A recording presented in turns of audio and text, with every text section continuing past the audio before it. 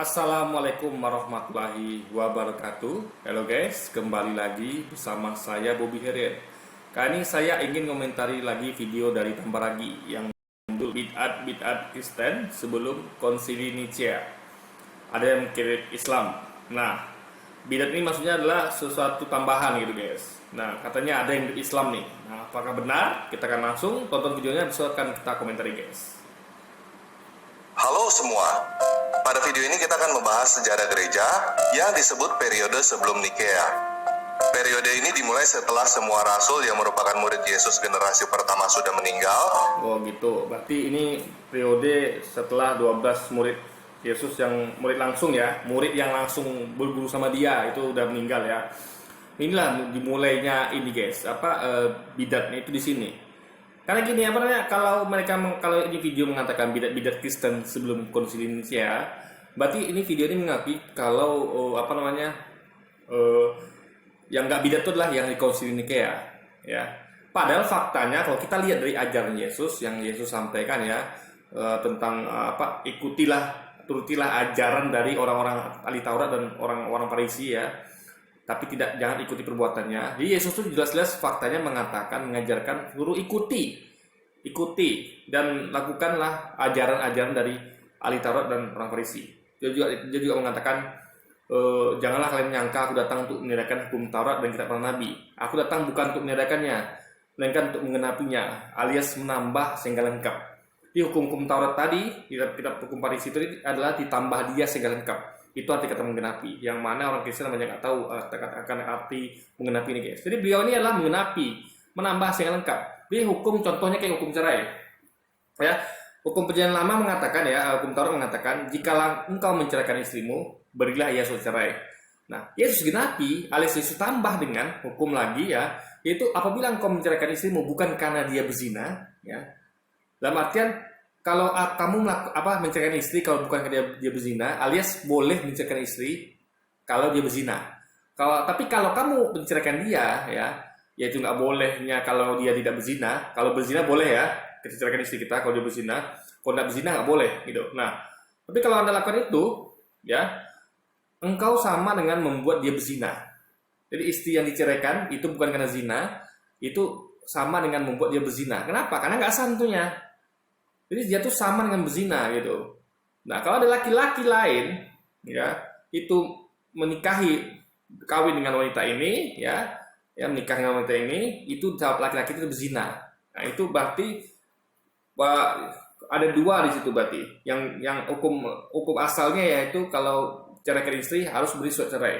Yesus tambahkan ya, genapi dengan mengatakan hanya boleh menceraikan istri kalau dia berzina. Jadi ada dua hukum di situ berlaku guys. Kalau cerai kasih surat cerai, kalau menceraikan istri, dan kedua haruslah menceraikannya karena dia berzina. Nggak boleh sama kayak yang lain guys. Itu hukum Yesus itu. Tapi lihat, coba mereka ini ya yang ngaku-ngaku murid ini malah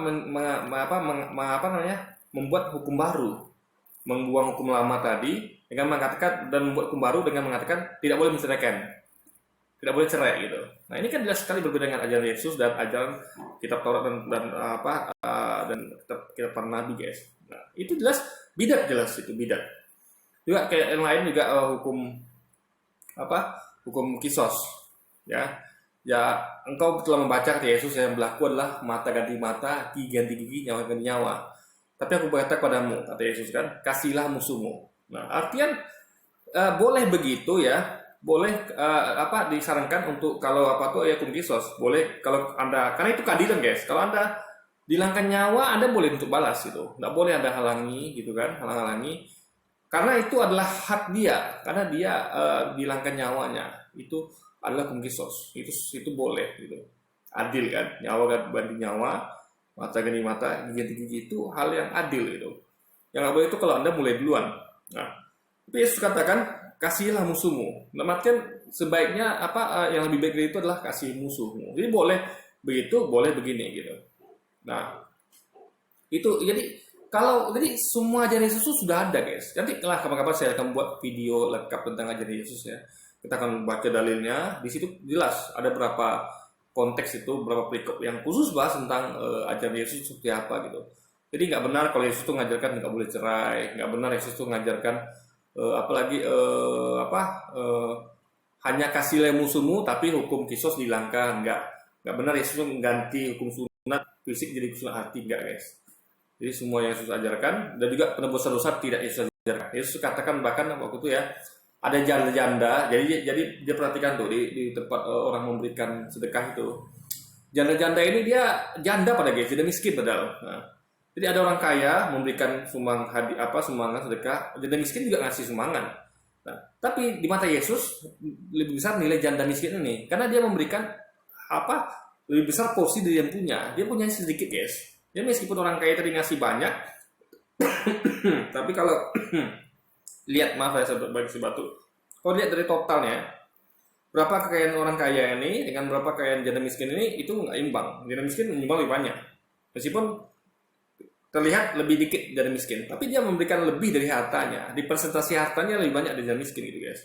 Yesus menghargai lebih mengatakan ini yang lebih baik gitu.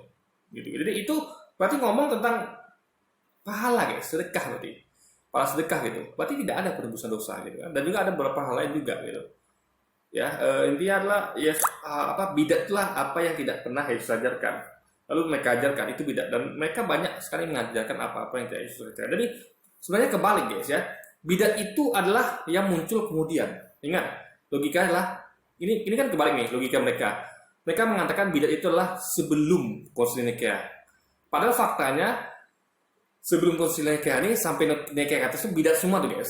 Yang nggak bidat mana? Zaman Yesus. Zaman Yesus dan 12 sahabatnya itu tidak bidat.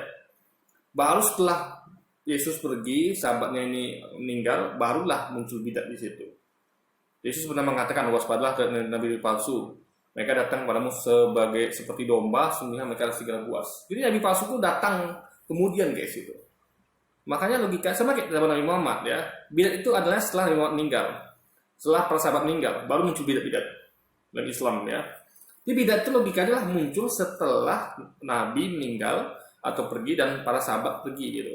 Al-Hawariyun pergi gitu. Ini kebalik guys. Jadi kok bisa bidat itu sebelum Konsili Nikea gitu. Jadi Konsili Nikea itu nggak bidat. Padahal bidatnya di situ paling besar. Yaitu mengangkat Yesus Tuhan. Padahal Yesus tak pernah mengatakan akulah Tuhan dan sembahlah aku. Itulah bidat terbesar guys. Ketika Konsili Nikea itu gitu. Yaitu kira-kira pada tahun 100 sampai dengan Konsili Nicea pada tahun 325. Kalau teman-teman belum mengetahui apa yang terjadi sebelum periode ini, saya sarankan teman-teman nonton video yang membahas tentang sejarah Injil dan sejarah gereja mula-mula yang ada di channel ini. Sebelum kita mulai, sejarah Injil. Injil itu tahu nggak apa? Injil itu adalah kabar baik yang Yesus sampaikan, yang Yesus beritakan, itu Injil. Nah, tanpa ragi dan yang lainnya itu ya umat Kristiani banyak mengatakan Injil itu adalah catatan sejarah tentang Yesus. Itu bukan Injil. Ya. Mereka mengatakan kabar baik catatan sejarah tentang Yesus. Itu bukan Injil. Injil itu adalah apa yang diberitakan Yesus. Yesus menerima Injil dari Tuhannya, ya. Firman, sang sampaikan firman dari Allah, yaitu kabar baik itu. Kabar baik itu adalah sebenarnya firman Allah yang disampaikan melalui Yesus, yang Yesus beritakan. Itulah Injil. Jadi apa-apa yang keluar dari Yesus itu Injil guys, paham ya? Sama kayak Quran. Quran itu adalah berita baik yang disampaikan Nabi Muhammad. Jadi apa yang keluar dari Muhammad itu adalah Quran, bukan cerita sejarah Nabi Muhammad. Nabi Muhammad tuh ngapain aja, enggak, itu bukan Quran, tapi itulah hadis. Jadi Islam itu jelas mengkategorikannya. Ada Quran, ada hadis. Kalau Kristen tidak, dia menyamakan, dia atau bedanya Injil dengan catatan sejarah gitu. Padahal Injil itulah kabar baik yang diberitakan Yesus. Ada ayatnya guys. Yesus memberitakan kabar baik, itu Injil gitu. Berarti jelas faktanya Injil adalah apa yang diberitakan oleh Yesus, bukan yang lainnya seperti catatan sejarah Yesus tentang Yesus itu bukan Injil. Tapi itulah catatan sejarah dari versi itu pun beda-beda. Versi Lukas beda, versi Matius beda, ada perbedaan gitu kan. Dan versi satu lagi siapa tuh? Lukas, Matius, satu lagi saya lupa guys. Jadi seperti itu intinya guys. Ingin memberitahukan beberapa peristiwa sejarah yang terjadi pada periode yang sama. Pada tahun 66 sampai 136 terjadi perang antara Romawi dan Yahudi. Pada tahun 70 Bait Yerusalem dihancurkan. Dan sejak tahun 138 orang-orang Yahudi dilarang masuk ke Yudea. Walaupun orang-orang Kristen Yahudi tidak ikut perang melawan Romawi, mereka juga dilarang masuk ke Yudea. Jadi, sejak saat itu, Yerusalem sudah tidak lagi menjadi pusat agama Yahudi dan Kristen. Jangan Orang-orang lupa, ada satu agama lagi yang dilupakan tempat lagi, yaitu agama apa? Agama Islam. Mereka nggak ngerti, orang Kristen nggak ngerti. Mereka ngira Islam itu ada setelah Nabi Muhammad datang. Enggak, Islam itu sudah ada sejak manusia pertama Adam diciptakan. Ya, makanya Nabi Adam beragama Islam, Musa, Ibrahim, Daud, Yesus itu semua beragama Islam.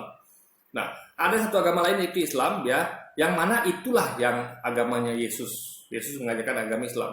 Itu tauhid. Ingatlah Israel, Tuhan Allah kita Esa. Itu bukti Islam. La ilaha illallah. Tidak Israel, la ilaha illallah. Ya, dan Yesus Rasulullah dan Yesus Rasulullah Allah, guys. Itu adalah rukun iman di zaman Yesus. Jadi ada satu lagi agama Islam gitu. Nah, Kristen itu muncul kemudian. Ya, Kristen itu baru muncul di di abad 1 ya, 300 tahun setelah Yesus pergi. Baru pertama kali mulai itu disebut Kristen di Antioquia. Sedangkan umat Yesus pertama itu disebut Nasrani.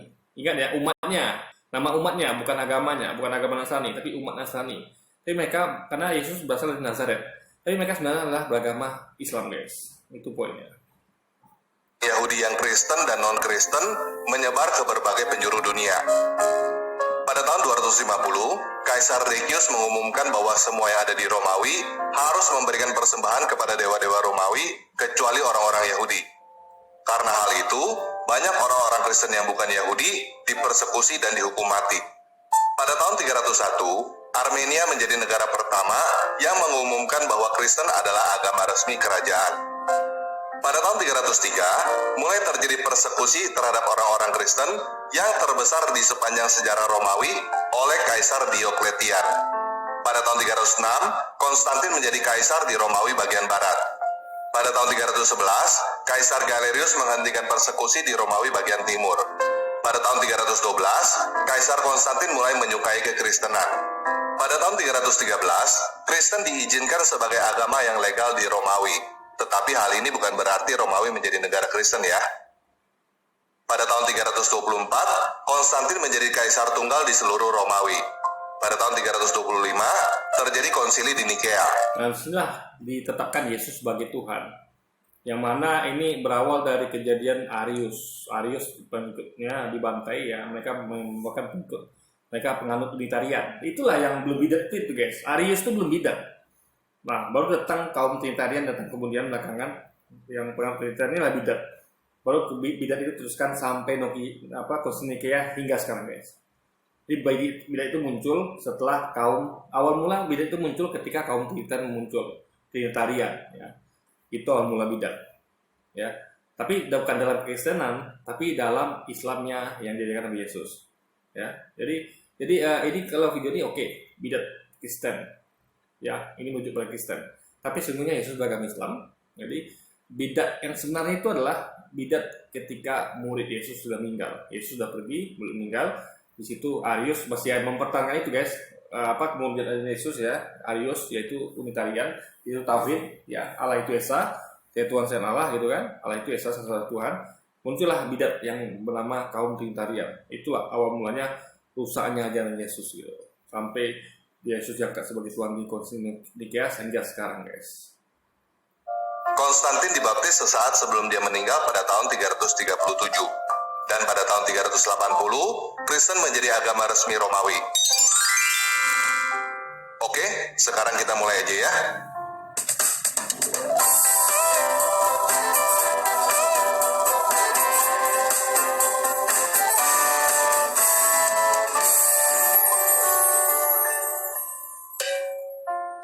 Seperti yang sudah saya katakan, periode ini dimulai ketika para rasul yang merupakan murid Yesus generasi pertama sudah meninggal. Namun mereka meninggalkan tulisan-tulisan yang sudah beredar di kalangan gereja yang tersebar di seluruh penjuru dunia. Pada masa itu belum ada mesin fotokopi dan belum ada mesin cetak. Jadi, tulisan-tulisan itu disalin menggunakan tangan dan belum dikanonisasi menjadi satu kesatuan. Pada masa itu juga tidak banyak orang yang bisa membaca, apalagi yang bisa menulis. Jadi, kemungkinan besar salinan lengkap tulisan-tulisan itu tidak dimiliki oleh semua orang. Mungkin gereja ini cuma punya Injil Matius doang. Mungkin di gereja Oke, jadi faktanya adalah waktu itu tidak ada yang menghafal, ya, tidak ada yang menghafal, ya, hanya mencatat. Itu pun nggak diklasifikasi, guys. Ini catatan Injil kah, berita baik yang Yesus sampaikan itu Injil kah, atau ini catatan sejarah tentang Yesus? Itu nggak diklasifikasi, nggak diklasifikasi gitu, guys. Nah, itu kacaunya. Kedua, tidak dihafal, dicatat pengakuan, ya, cuma dicatat. Dan itu pun yang punya dan lengkap tuh hanya beberapa saja. Nah, ini rentan, guys, dimanipulasi, rentan, ya. Ibaratnya kalau ibaratnya ada suatu berita di masyarakat, di dunia ini ada berita. Kalau misalnya berita itu kayak sekarang kita tahu kayak pemerintahan Tiongkok atau Korea Utara itu kan, itu kalau mereka punya informasi tentang suatu, kalau mereka pegang, tapi mereka yang nggak tahu, itu kan rentan disalahgunakan informasi itu. Beda ya kalau misalnya kalau diberitakan media, semua orang tahu. Nah, itu akan susah untuk dimanipulasi. Kenapa semua orang tahu gitu kan? Nah, jadi kalau itu rentannya kalau dipegang beberapa orang gitu, beberapa institusi saja gitu. Rentan untuk dimanipulasi, itu diubah-ubah. Makanya benar yang kurang sampaikan, logikanya masuk gitu, guys. Memang rentan diubah-ubah oleh manusia. Lalu tidak dihafal pula gitu. Ini metodologinya sangat-sangat riskan. Gitu kan. Beda dengan Quran, ya, yang begitu Nabi menyampaikan firman itu, ya, wahyu dari Allah SWT itu langsung dihafal dan dicatat. Bahkan dipraktekkan langsung dalam sholat, dalam bacaan sehari-hari gitu. Sehingga dan dihafal dalam bahasa Arab. Ya kan? Jadi dicatat juga itu. Ya kan? Jadi bahkan dibukukan dengan metodologi yang sempurna, dengan, ya, betul-betul lah dikumpulkan semua sahabat, di store hafalannya, dicek tulisannya gitu. Akhirnya sepakat semuanya ini kita bahkan disederhanakan dengan menjadi satu dialek saja, guys, yaitu dialek Quraisy gitu, ya kan. Itulah Quran cetakan Utsman gitu. Jadi intinya adalah metodologinya tuh lengkap gitu. Jadi nggak asal dipegang berapa orang, nggak dihafal gitu kan. Apalagi ini, ya, yang kita baca itu sejarahnya kira-kira ditulis mulai kira-kira ada yang 40 tahun setelah Yesus pergi. Jadi mereka ini yang penulis ini tentu sudah tua. Jadi kejadian 40 tahun, 50 tahun, 60 tahun lalu itu dicatat ulang, itu bagaimana, guys? Ingatannya tentu sudah lupa segalanya itu. Apa yang pernah diucapkan dahulu, apa yang terjadi dahulu gitu. Jadi mereka hanya berdasarkan ingatan gitu.